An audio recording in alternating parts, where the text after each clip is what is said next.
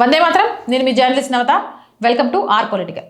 మాకు India safe కాదు, Muslims ఇండియాలో సేఫ్గా ఉండలేకపోతున్నారు, మైనారిటీకి రక్షణ లేదు, మైనారిటీలంతా భారతదేశంలో ఇబ్బందులు పడుతున్నారు అని మాట్లాడే మూర్ఖులారా, నేను వీడియో చూపిస్తా, చూసి అప్పుడు మాట్లాడండి. ఏది సేఫు, ఇండియానా పాకిస్తానా, ముస్లింలకు నిజమైన సేఫు అనేది. रेंजर्स वालों ने ये बंदा नमाज पढ़ रहा है, रेंजर्स वालों ने इसको घेरे में ले लिया है, आप देख सकते हैं।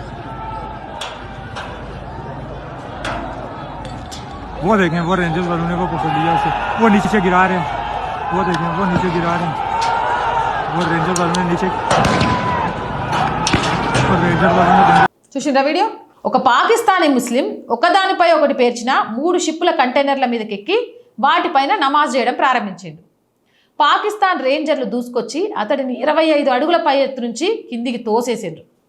ఒక్కటే ఈ ఘటన గనక భారత్లో జరిగి ఉంటే భారత్లో ముస్లింలు అణచివేతకు గురవుతుండ్రు, వారు ఊపిరి పీల్చుకోలేకపోతుండ్రు, హింసించబడుతుండ్రు, ఆర్ఎస్ఎస్ హిందుత్వ భారతదేశ ప్రజాస్వామ్యాన్ని చంపేస్తుందంటే రోడ్డెక్కేటోళ్ళు.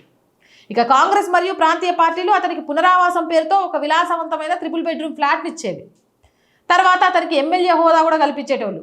ఇక ఉదారవాద మీడియా అతడిని అణచివేతకు గురైన ధైర్యవంతుడైన బాధితుడిగా కీర్తించేది. పాకిస్తానీ పోలీసులకు సెక్యులరిజం అనే ముసుగు లేదు. భారతదేశంలో వారిపై తీసుకునే చట్టబద్ధమైన చర్యను కూడా మైనారిటీ వ్యతిరేక చర్యగా, లౌకికవాద వ్యతిరేకమైన చర్యగా ముద్రేస్తారు. ఆడ పైన కంటైనర్ మీద కూర్చొని నమాజ్ చేస్తే తోసిపడేసిండ్రు, వాడు చచ్చిండో బతికిండో తెలియదు.